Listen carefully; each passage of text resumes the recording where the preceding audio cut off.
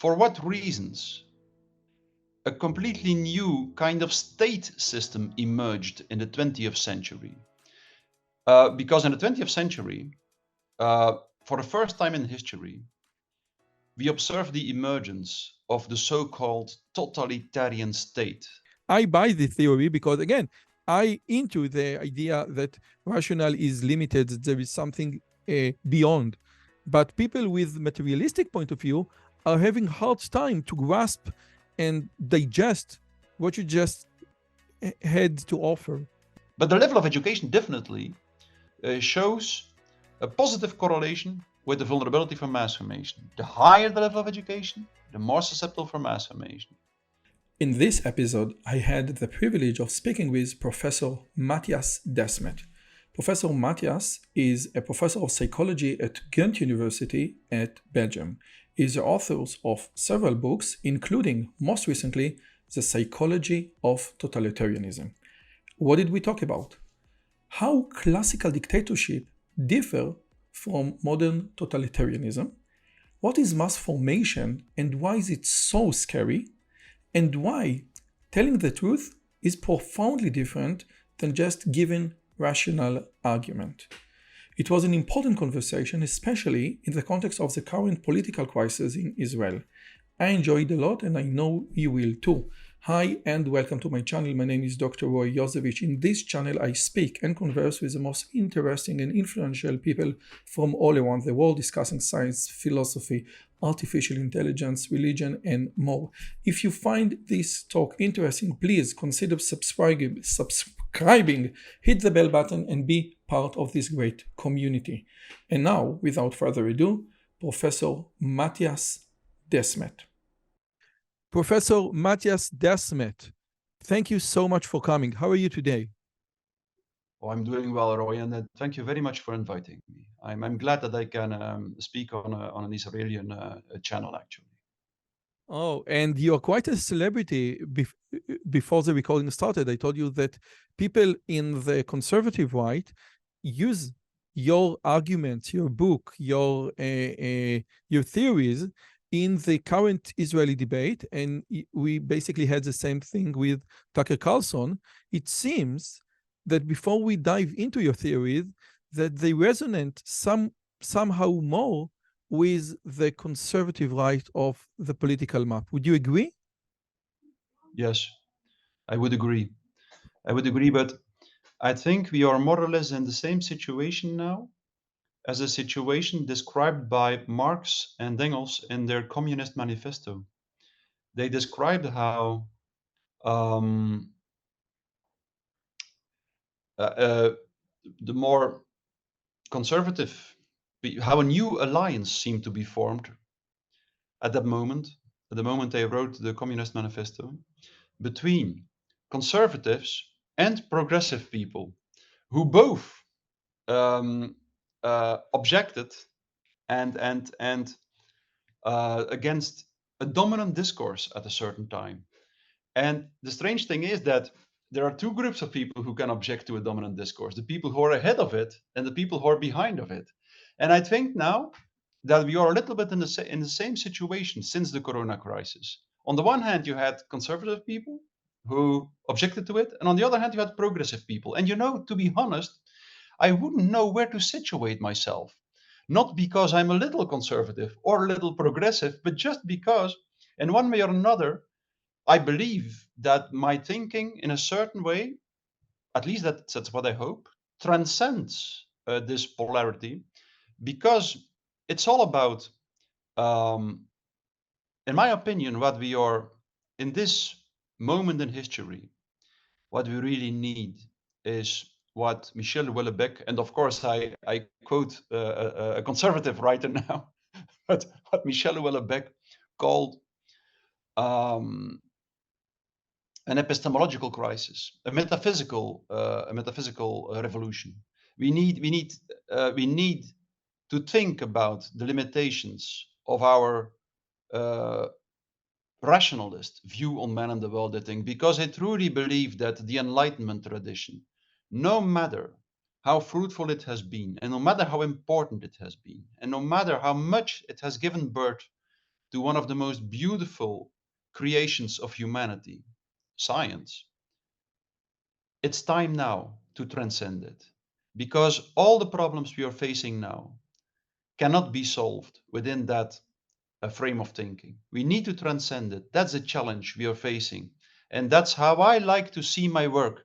And to be honest, uh, I don't believe that I should um, choose which people read my work or use it. I just write it, and I hope that both conservatives and progressives and everyone who wishes to read it will read it, and maybe it can open their mind a little bit. That's what I hope. Yeah. Okay, so I can just wish that two sides will think that you're the enemy, and which means that your books will have a lot of sales. But I want to start with something that is a little bit different, but I think it's very strongly connected to what we were about to talk about today. Your PhD dealt with methodological problems in academic research. And we know the replication crisis. I had Danny Kahneman on the show about mainly the replication crisis in psychology and other things.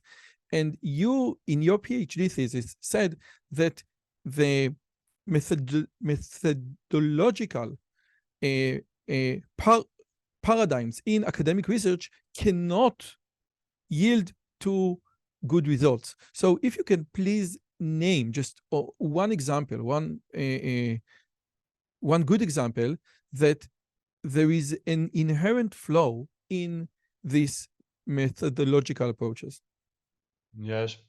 My PhD, I'm a professor in clinical psychology, but I also have a master degree in statistics. And my PhD was a very technical PhD focusing on the problems with academic research in psychology in particular, but also more in general, because I noticed that the problems that emerge in psychological research are of the same nature as those emerging in the medical sciences, for instance, in sociology and so on.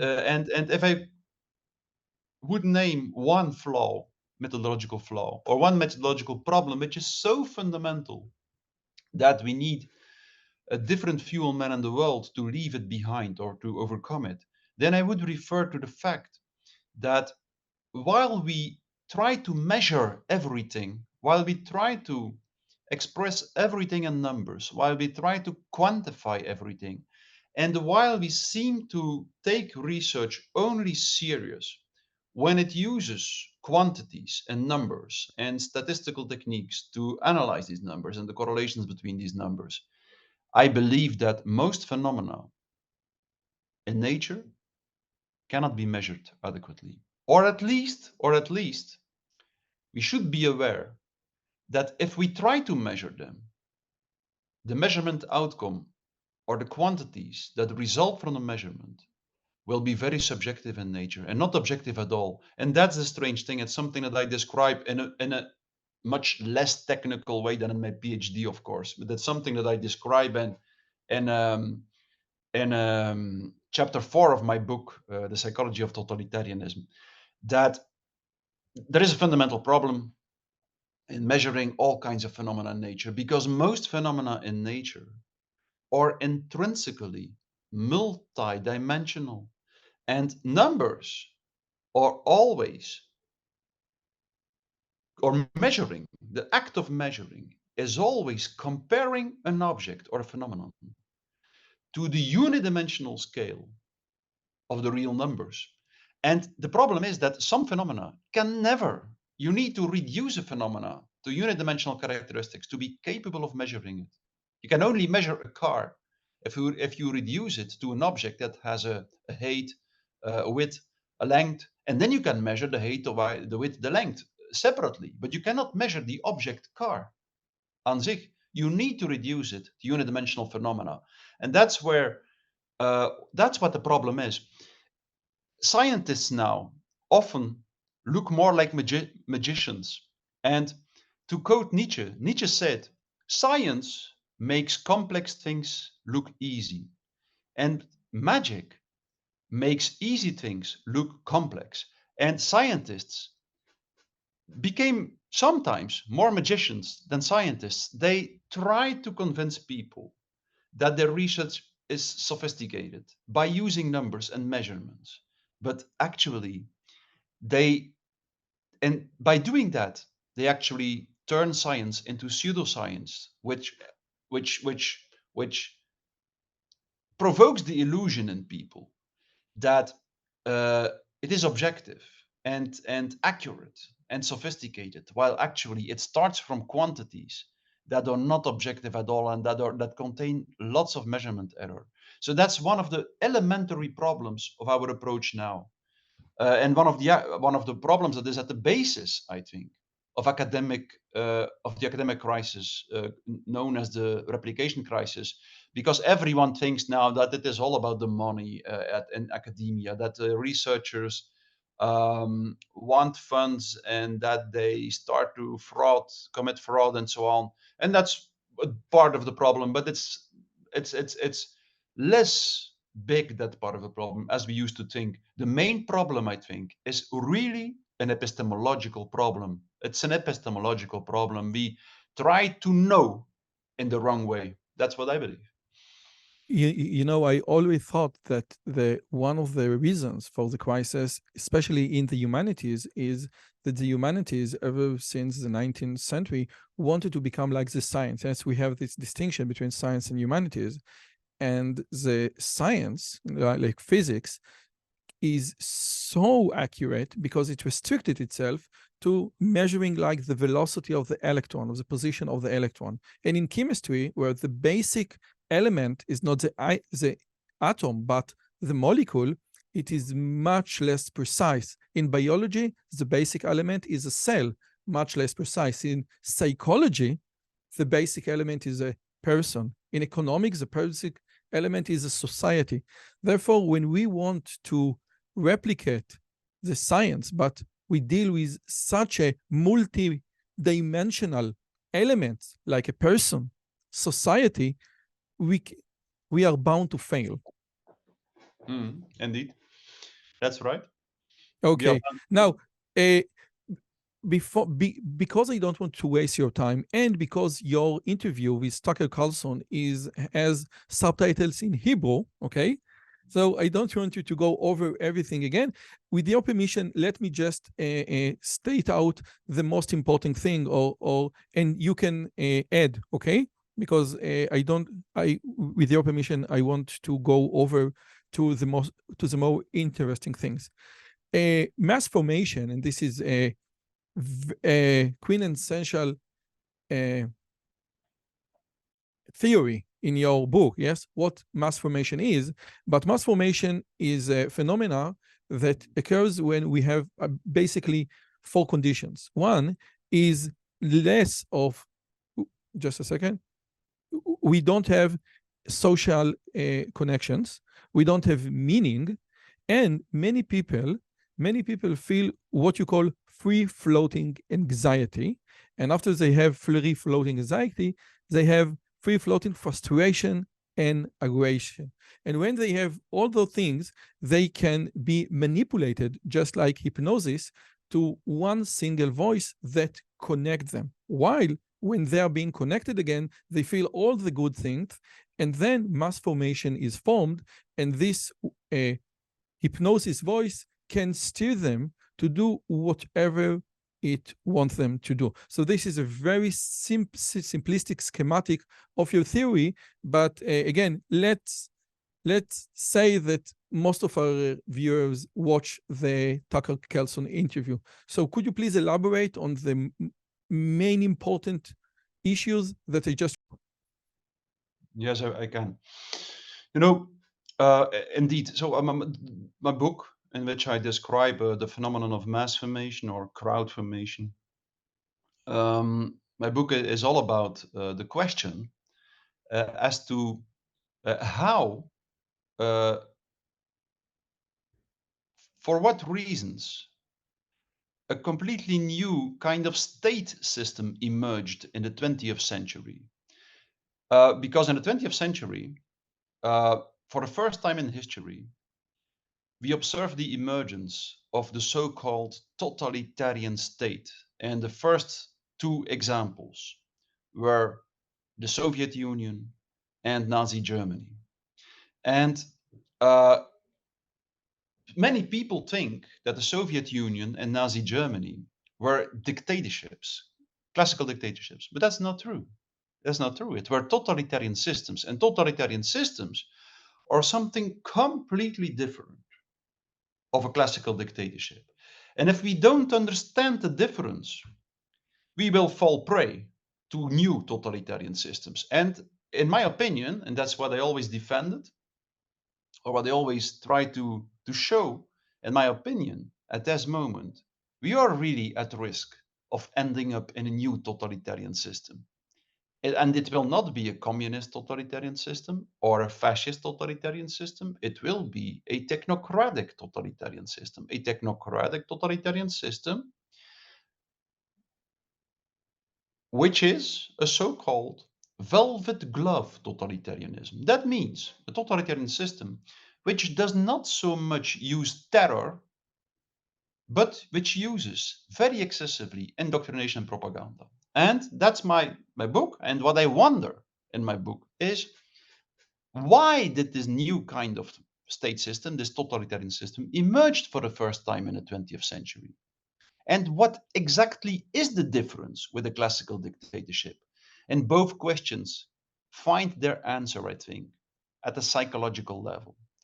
Because the difference between a classical dictatorship and a totalitarian system is the fact that a totalitarian system is based on the process of a so-called mass formation, a crowd formation, while a classical dictatorship is based on a completely different psychological mechanism. In a classical dictatorship, people are just scared of a small group of people whom they experience as having a huge aggressive potential, and for which reason people just accept that a small group of people unilaterally imposes its social contract to society.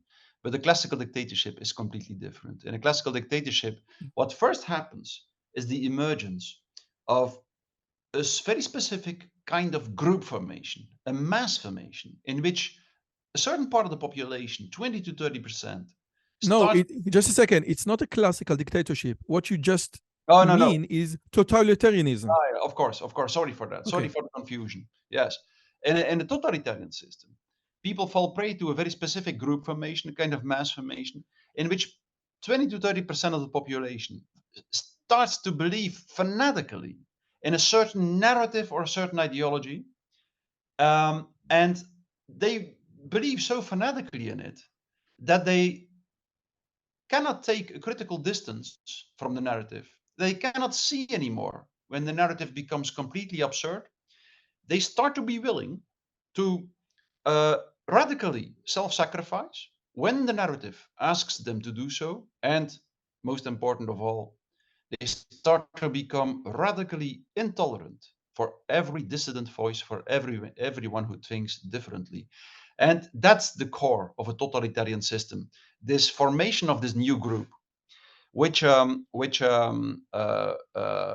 believe so fanatically in the narrative that they are willing to report everyone to the state of whom they think that he doesn't follow the narrative strictly enough, meaning that, and I use the words of Hannah Arendt now in her famous book, The Origins of Totalitarianism, meaning that this state system has a huge secret police, namely these 20 to 30% of the population who are willing to report everyone. That's the fundament. That's why a totalitarian system has such a suffocating impact on a population. So that's the difference. And in my book, I explain why this kind of state system emerged for the first time in the 20th century. And the reason is also to be found at the level of that process of mass formation, because mass formation has always existed. But since the 19th century, the mass formation became stronger and stronger and lasted longer and longer. And in the end, it became so stable, this process of mass formation, that it could be used by certain leaders to seize control of society. And that was the reason why this new state system emerged for the first time in the 20th century. Just because before that, the masses were of a different nature, didn't last as long, couldn't be manipulated as effectively, couldn't be used in the same way to form the basis of a new kind of state system.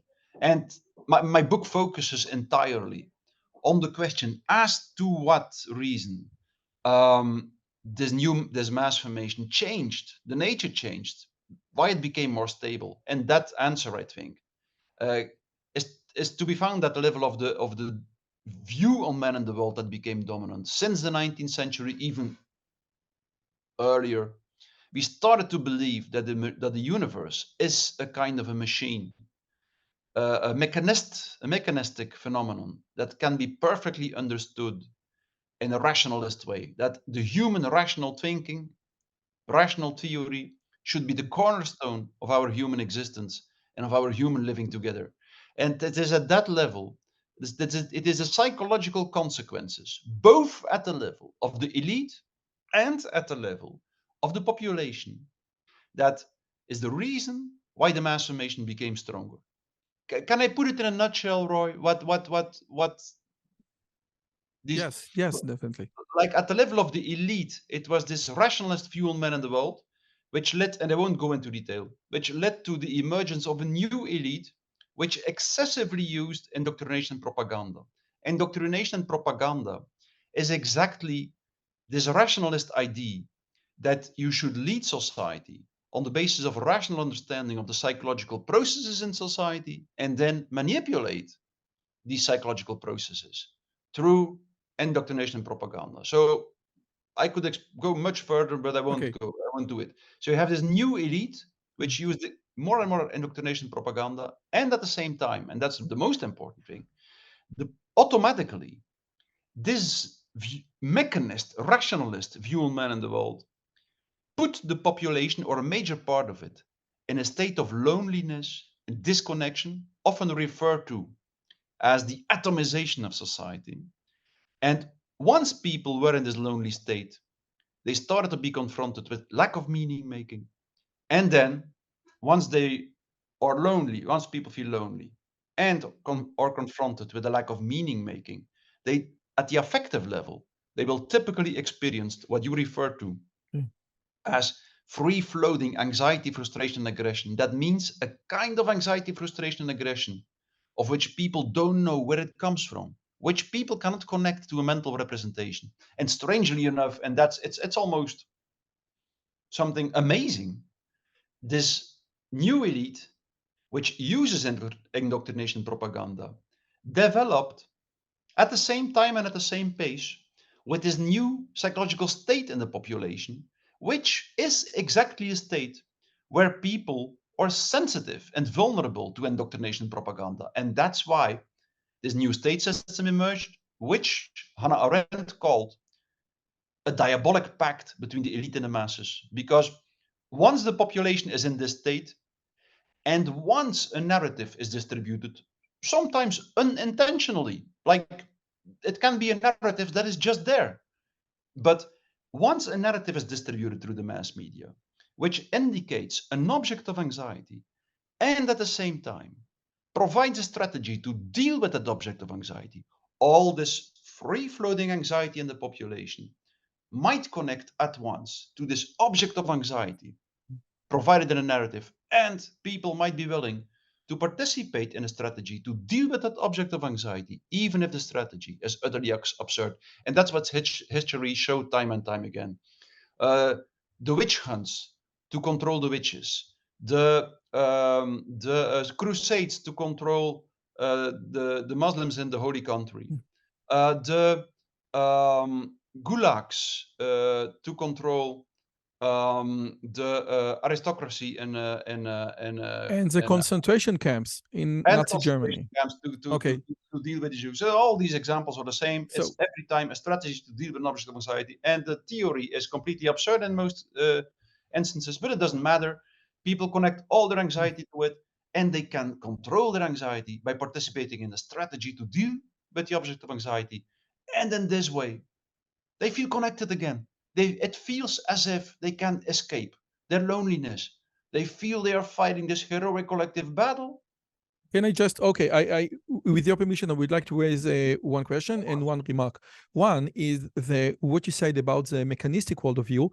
If you take rationality out of context of tradition and morality, the laws of eugenics in Nazi Germany were totally rational. By the way, they were immigrant from the US. Like if your view of the world is mechanistic, the world of eugenics, that some people are more suited for society than other, are basically very, very logical. So this is the idea of the mechanistic worldview is very dangerous. And the other thing that I wanted to ask, the 19th century is like the first secular century in history, and the 20th century is like where the secular arguments that were conceived by philosophers in the 19th century became the dominant dogma in politics. And Nazi Germany and Soviet Union are two great examples. Those are two non-God regimes. And since you said that the totalitarian state is a new state, is a new invention of the 20th century, how does it correlate with the idea of no God, and no God with the respect to less meaning, the idea of God that gives meaning? Because you also said about the Crusades, and the Crusades were very heavily God feeling based. Ah, yes, of course.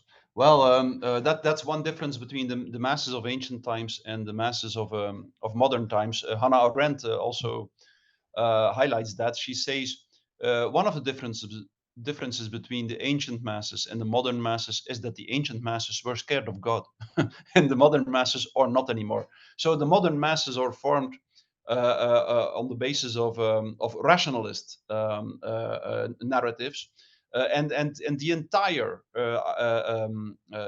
phenomenon of totalitarianism is a rationalist phenomenon.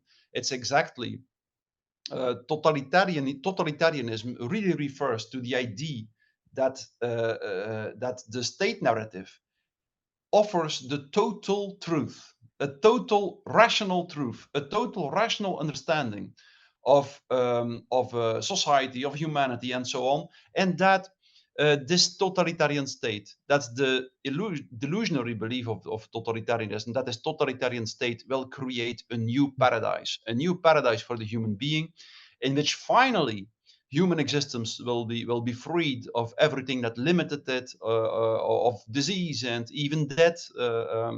That's actually, so the strange thing is, like, we have science, and science always accepts that uh, the limits of rationality. People often think that science, in the end, will show that our capacity of rational thinking will overcome all limitations. But I know no seminal scientist, no great scientist who says that. To the contrary, all seminal scientists, and I'm talking about Planck, Bohr, Heisenberg, Schrödinger, René Thom, and so on, Mandelbrot. I could continue endlessly. They all claim exactly the opposite. They all say rational understanding is very limited. And in the end, the great scientists really follows rationality in a straight, in a faithful, in a loyal way, and he always ends up at the limits of rationality, where he clearly sees that the essence of life transcends rationality. That's what a great scientist does. But the followers So it's not a fluke. So it's not a fluke that two of the greatest totalitarianism regime in the 20th century were secular. This is basically what you're saying. Of course, absolutely.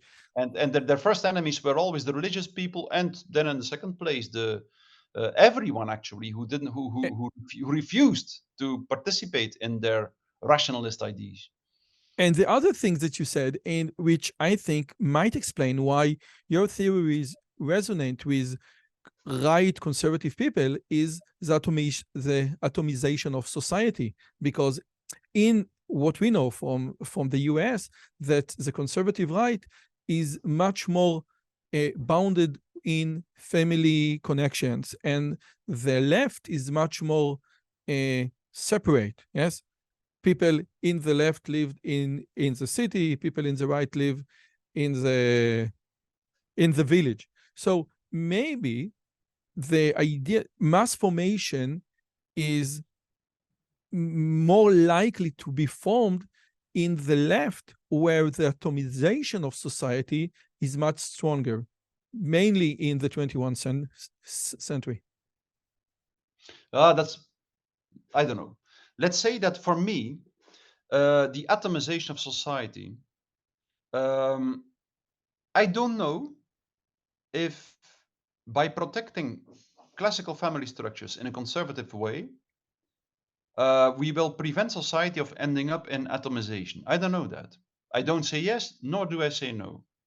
I think if you have a conservative classical family structure, but everyone uses technology, for instance, mobile phones and so on, you might also end up in an atomized. This was happened in Iran, because in Iran they had a good Yeah. family structure, but mass formation, just like you in your great example of the moon, you don't have to be lonely.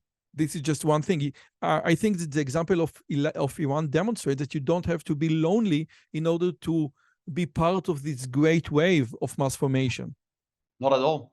Not at all. Let me first finish my first line of reasoning and then Yes. respond to the second one. Because for me, what is crucial is whether or not people can stay in touch with what I often call truth speech of truth telling. Because truth speech is not rational speech. Someone who tells the truth says something that resonates in another human being. And it is this resonance in which people, two different people, start to vibrate at the same frequency, just like two strings that co-vibrate at the same frequency. It's this kind of speech, truth speech, sincere speech, honest speech, which really connects people and which really is the remedy for loneliness and the atomization of society. And my next book is all about that. It's all about how truth speech is a solution, is the remedy, both for the symptom, the major symptom of our society, namely mass formation and totalitarianism, and at the same time is the remedy for the root cause of the symptoms, namely This is great. the atomization This of is society. great, because it's not rational arguments that resonate. It is No, true speech, true and well, honest speech. You know, in ancient Jewish wisdom, there is this quote: some things that come out of the heart will be entered to another person's heart. yeah, And I think this is what's true in this context means. Like, I'm honest and I'm totally honest, and this honesty resonates with someone else. It's not about the rational argument per se. it's not. And that's the strange thing is, and that's what something that the Enlightenment tradition ignored. And what people like Sigmund Freud, uh, in an extremely intelligent way, understood in a very early stage of enlightenment. Freud knew that if you want to make someone speak the truth, you have to ask that person to stop thinking. That's what Freud did with his patient who entered his practice. He asked them, don't think, just tell everything that comes to your mind. That was the shortest route, the shortest way to connect them again with their truth. And so there is a certain field of tension between rational thinking and speaking the truth, which is very interesting because now we confuse the two. We believe that rationality leads to truth, and it's exactly the opposite, and strangely enough. And I don't say that you have to stop to think rationally, but we should be aware that in the end, the ultimate destiny of the human being is not rational knowledge. Rational knowledge and thinking rationally is like climbing a stairs, which in the end leads to something that transcends rationality. And that's this capacity to resonate with the object you are studying.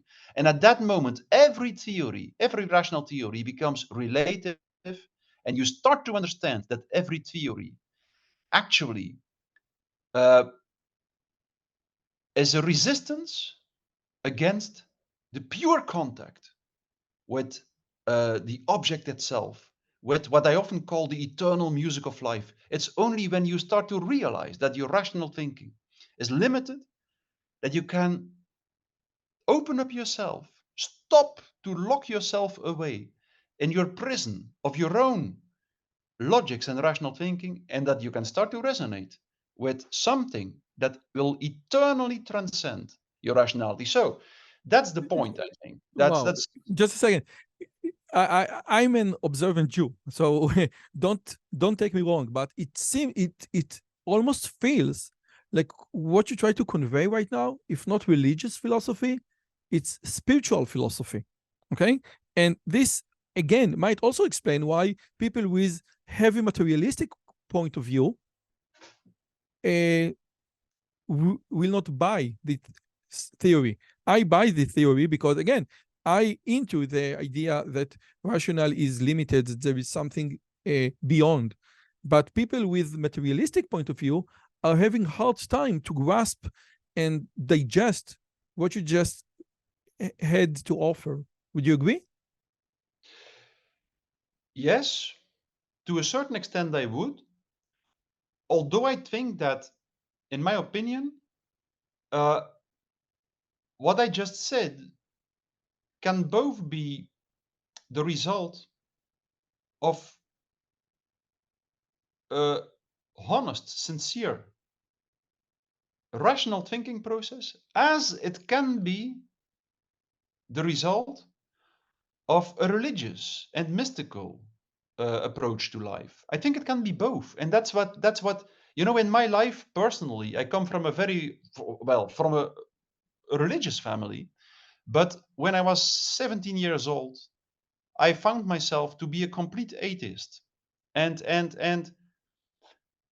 I just couldn't understand how someone could believe that somewhere in this universe uh, a god would be hidden behind the clouds or something. I just, for me, the world at that moment was a material phenomenon. I said, like, well, everything exists of molecules and atoms and subatomic particles.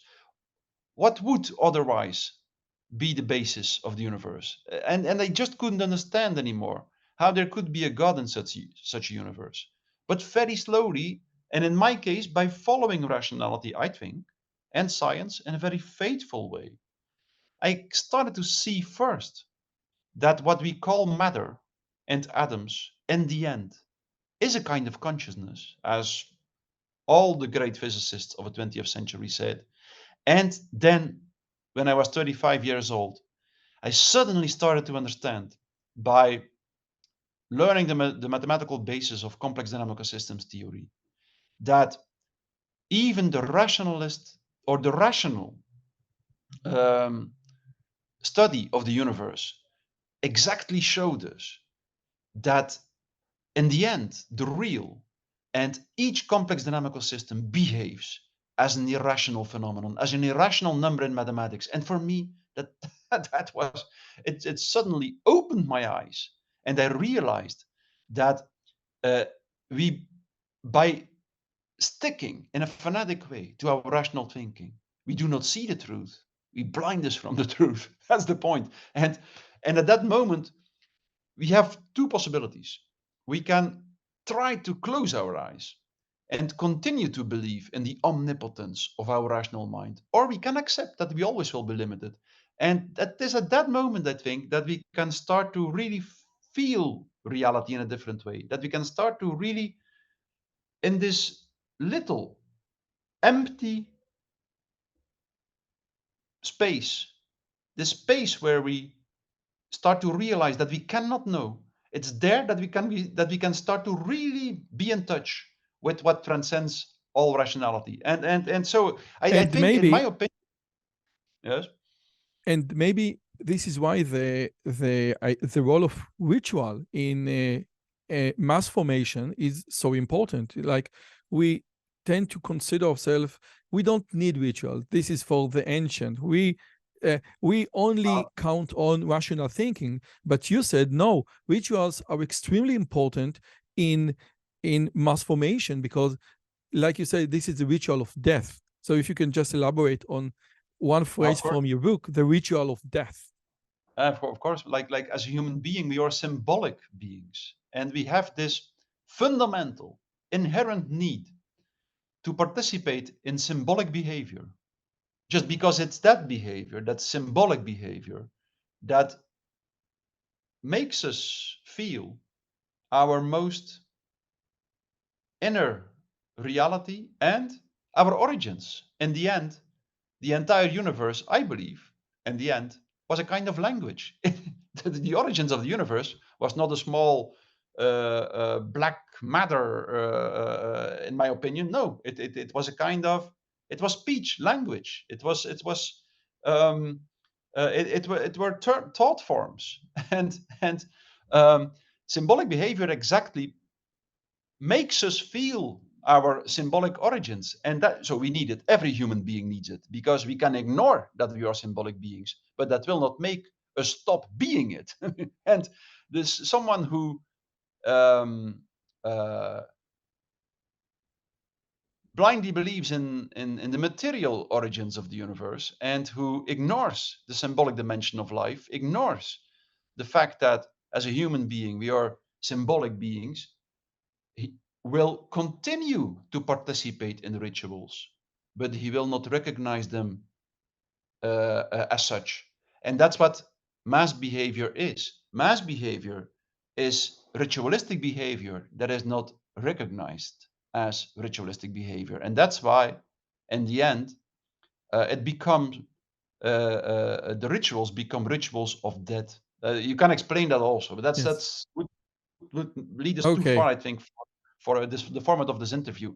But exactly, yes, that's what I believe. Like people who participate in a lot of rich behaviors, who are clearly, in many respects, absurd, actually perform rituals through which they show that they want to sacrifice themselves out of loyalty to a narrative, to something symbolic. So, and that's the strange thing. The mass behavior reveals the ultimate nature of the human being without the people who participating in it realizing it. And again, the idea is that that you are willing to self-sacrifice, not only you, but your children, and children are willing to sacrifice their parents. You told Tucker Carlson a story about a woman in Iran who told you another story about a woman in the Ayatollah regime just hung her boy, okay, that like looped the rope around his neck, okay, and Yeah. in in this idea of thinking, you are willing to self-sacrifice for the collective. Now, one thing that struck me, I can read your book, and your book, the idea of the psychology of totalitarianism can be approached in two different ways. One in social psychology, okay, and the other is the psychology of personality, okay. And from your book, there is a Solomon Asch experiment. I just want to show it to the guys on YouTube, okay? When you have 3 lines, okay? A, B, and C, and another line. And my question is, does the left line most resemble line A, B, and C? But when you get people into the room, let's say that most people which are participant with the psychologist will say B, okay? Then the idea is that the subject are much more willing to say B, much more willing to go with the flow. This is not the essence of this experiment. Solomon Asch, after the experiment, asks the participant, why did you say B? Why did you say A? And they said in 30 or 40% of the cases, because this was the correct answer. So it took like 2 minutes with people that you never heard, never met, and you will never meet again to to change everything that you know about short and long. Okay. By the way, there is a great story that Solomon Asch explained in his autobiography, what led him to investigate the role of influence, and he is advisor of Stanley Milgram. He said that he came to the U.S. when he was 7, I think, in Leil Seder in Pesach for the Israeli Jewish thing. And there is a ritual that you pour a wine into a wine glass, and the prophet Eliyahu drinks from the wine. And many generation of kids, stare at the wine bottle, stare at the cup, and try to see the level of the wine goes down. And his uncle said, listen, Shlomo, if you look closely, you will see that the wine level goes down. And Solomon Ash looked at the wine when he was 7, and he saw that the wine level goes down. And he said this was the first thing, or the first encounter with how strong social psychology can be. And he explained it in the first page of his autobiography. But there is another way to approach what you just said with the psychology of personality, which Jordan Peterson is more likely to do. But I think you didn't go this path. So if I ask you, okay, what kind of people are more willing to be part of this mass formation? Could you tell me something? Well, that's a very tough question to answer, because it has been time and time again, people have asked this question. All scholars who have studied mass formation since the 19th century have stumbled upon that question, and everyone had to conclude that it's almost impossible to answer that question. For instance, there was the famous mass formation which happened in France during the Dreyfus affair, which you will probably know. Most people fell prey to a mass formation, believing that Dreyfus was guilty, that he was a traitor, that he just um, should be sentenced, and so on. But there was a small group of people who said, no, we don't believe he is guilty, and at least he needs a new trial, because the trial hasn't been done in a fair way. And the most famous of them was Émile Zola, of course, who wrote this pamphlet. J'accuse. J'accuse, yes, we indeed. And so, for a certain reason, there was a small group of people who didn't fall prey to the mass formation. And also there, certain scholars asked, like, what was the characteristics of this small group of people? And nobody could answer it, because they came from all directions, all kinds of social backgrounds, and they just, for a moment, formed one group, and then they disappeared again. This group disintegrated and disappeared again. I think that in the end, whether or not we fall prey to a mass formation depends on the position we take, how we position towards the truth.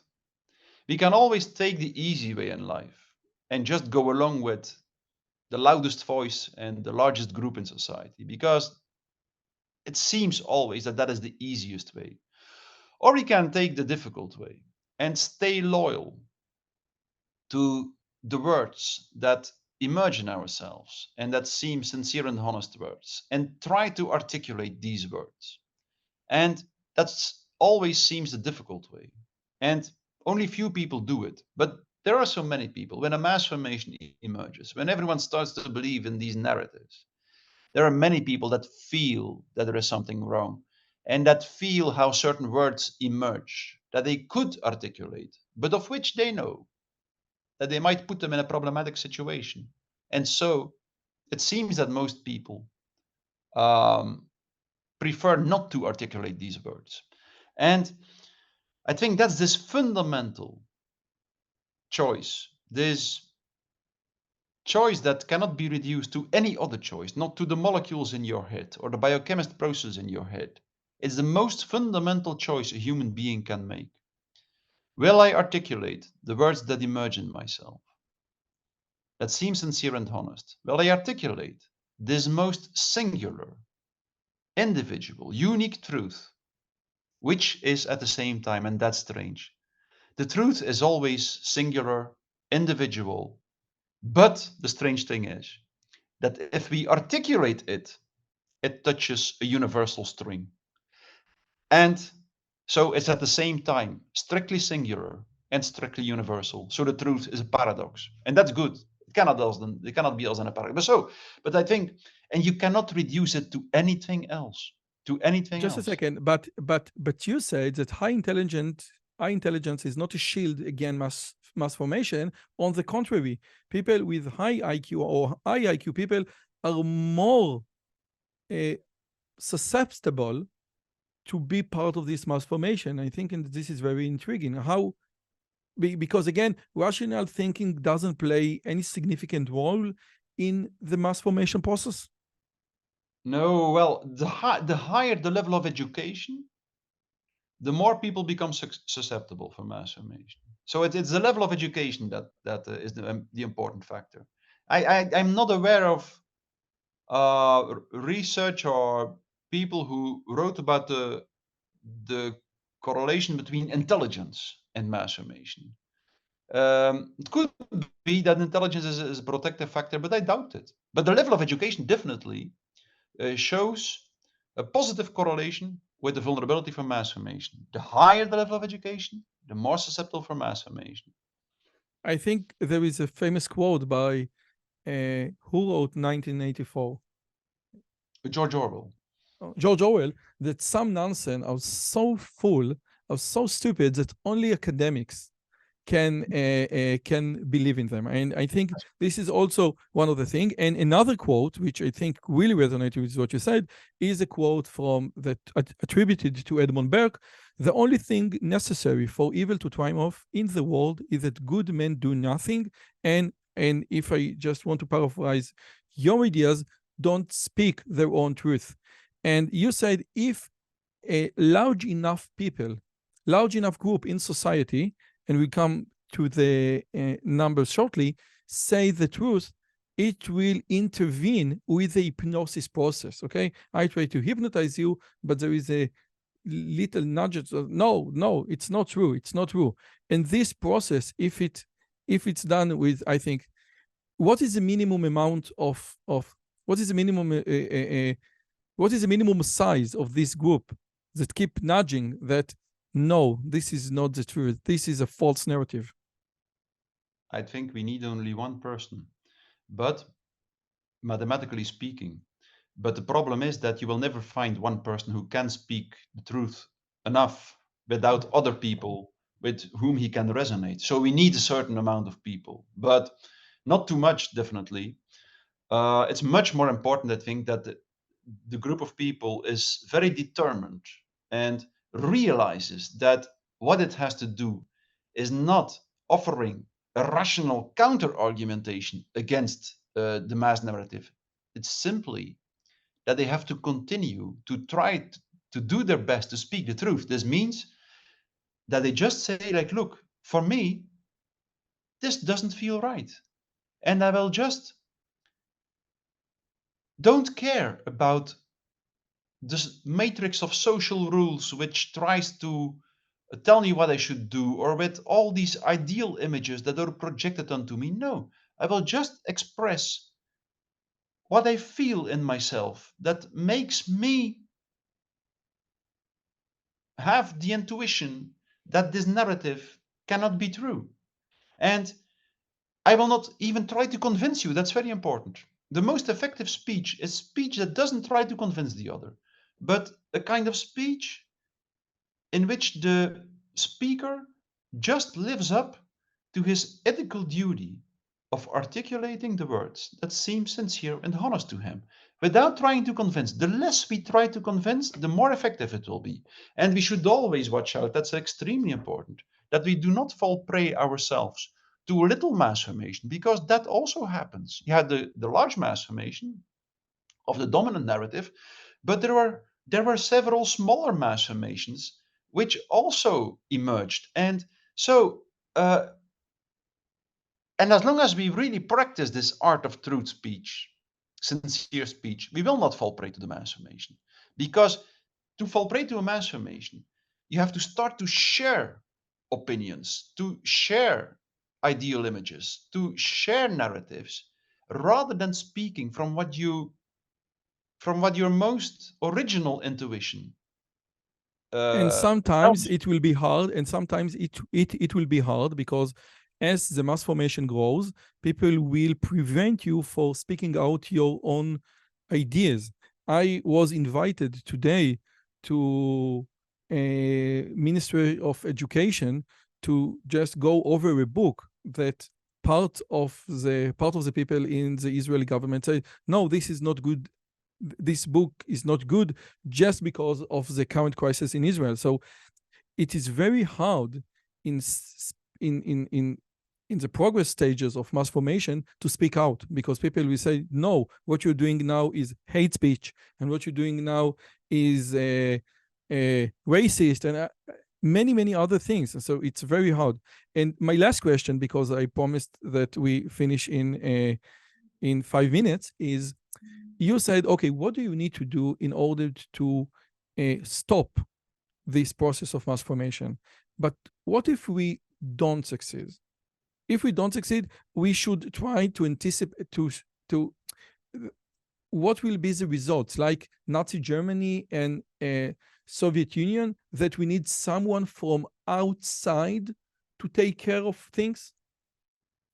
Yes, and that's what probably won't happen now, because we are witnessing the emergence of a worldwide narrative, which, if it leads to fully fledged totalitarianism, it will be a worldwide system.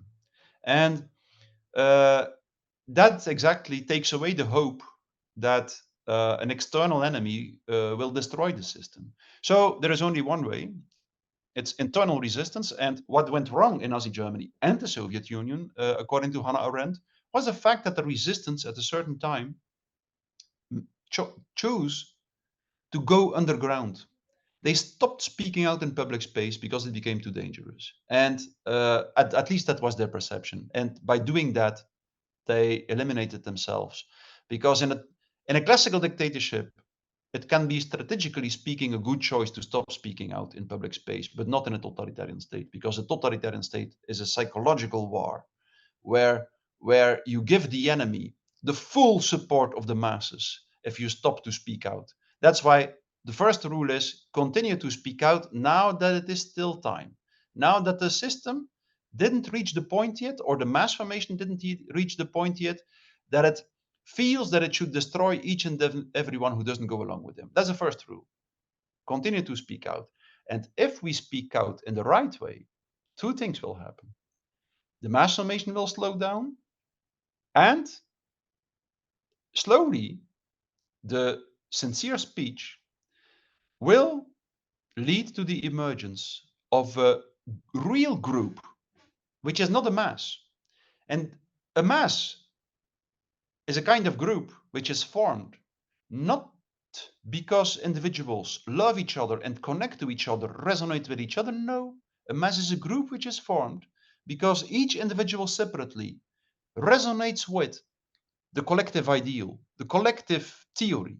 And in the end, in a mass, the solidarity with the collective ideal is much stronger than the solidarity with other individuals. It is as if the solidarity with the collective sucks away all the love and all the energy from the bonds between individuals and injects them all in the bond between the individual and the collective. And so that's the explanation why, in the end, even the solidarity of a mother with her child is less strong than the solidarity of the mother with the collective. And that's exactly why she reports her own child to the collective. So that's the typical characteristic of a mass as a group. A really humane group, a real group, is a group that is formed because individuals connect to each other, resonate with each other. And that's exactly what the act of truth speech realizes. The act of truth speech makes people resonate with each other. So truth speech is quintessential in a totalitarian system. And as soon as it leads to the emergence of a new group, which is not formed on the basis of a shared collective ideal, also not a resistance against the large group or the dominant discourse, no, purely the love for true speech and for other human beings, if this forms a new group, it will be a group that exists of strong bonds between individuals, and this group will easily become more strong. It will become the leading principle. It will be stronger as a psychological agent than even the most sophisticated propaganda machinery and the mass formation that propaganda machinery creates. So that's what should happen. I don't know if it will work. Let's hope so. But if you understand what is going on, then you know that there is no choice, because if you go along with a totalitarian system, you might also fall prey for it. That's exactly what is so typical for totalitarian systems. In the end, they become a monster that devours its own children. So Stalin killed most of the members of his communist party. That's exactly what a totalitarian system does. So as soon as you understand that, you know it makes no sense to try to be safe by joining the totalitarian system. No, become a man, a human being, and choose to speak out. And maybe we can never be sure that we will not lose our jobs and our money and our even not our lives. Let's hope that it is not necessary.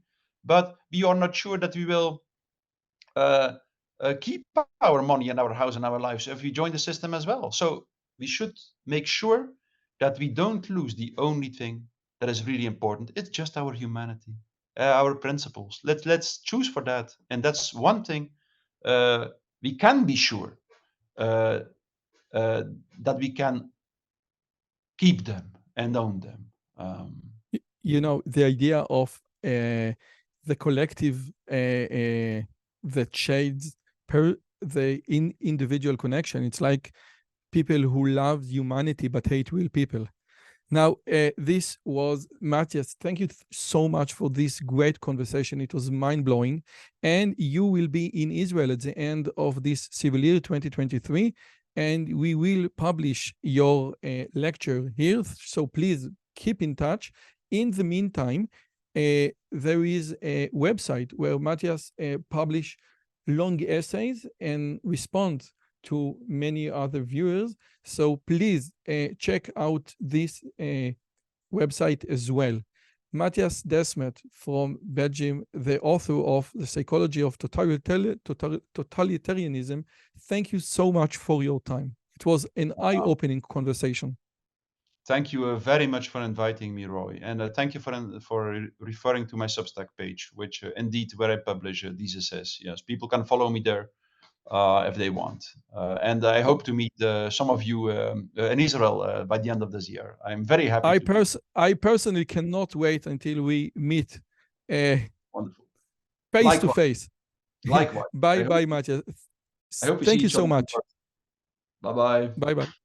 On this channel, you will see the authors of these books and many more having great conversations with me. Please subscribe, hit the bell button, and be part of this great community. See you in the next video.